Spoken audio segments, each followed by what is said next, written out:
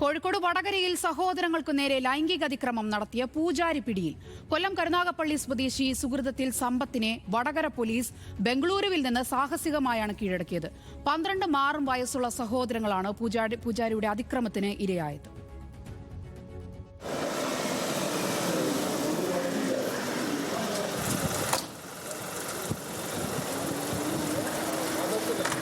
ഭർത്താവുമായി പിരിഞ്ഞു താമസിച്ചിരുന്ന യുവതി ട്രെയിൻ യാത്രയ്ക്കിടെയാണ് കൊല്ലം കരുനാഗപ്പള്ളി സ്വദേശിയും പൂജാരിയുമായ സമ്പത്തിനെ പരിചയപ്പെടുന്നത്.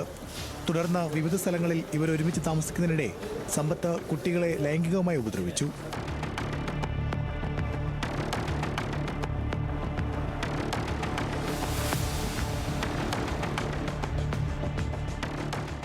യുവതി ജോലിക്ക് വേണ്ടി സംസ്ഥാനത്തിന് പുറത്തുപോയ സമയത്തെല്ലാം കുട്ടികളും സമ്പത്തും മാത്രമാണ് വീട്ടിലുണ്ടായിരുന്നത്. ഈ സാഹചര്യങ്ങളിലെല്ലാം 12 വയസ്സും 6 വയസ്സും പ്രായമുള്ള സഹോദരങ്ങളെ സമ്പത്ത് ലൈംഗികമായി ഉപദ്രവിക്കുകയും മർദ്ദിക്കുകയും ചെയ്തു.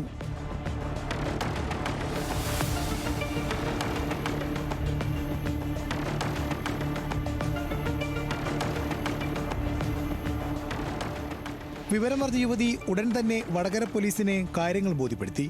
പൂജാരിയായ സമ്പത്ത് ഇസ്തിരിപ്പെട്ടികൊണ്ട് പൊള്ളിക്കുകയും മുട്ടുസൂചി കൊണ്ട് കുത്തുകയും ചെയ്തതായി കുട്ടികൾ പോലീസിനോട് പറഞ്ഞു. സംഭവം പുറത്തു പറഞ്ഞാൽ കൊല്ലുമെന്ന് ഭീഷണിപ്പെടുത്തിയതായും കുട്ടികളുടെ മൊഴിയിൽ പറയുന്നു. വിവിധ സ്ഥലങ്ങളിൽ ഒളിവിൽ താമസിച്ച ശേഷം ഡൽഹിയിലേക്ക് കടക്കാൻ ശ്രമിക്കുന്നതിനിടെ പോലീസ് ഇയാളെ പിടികൂടുകയായിരുന്നു.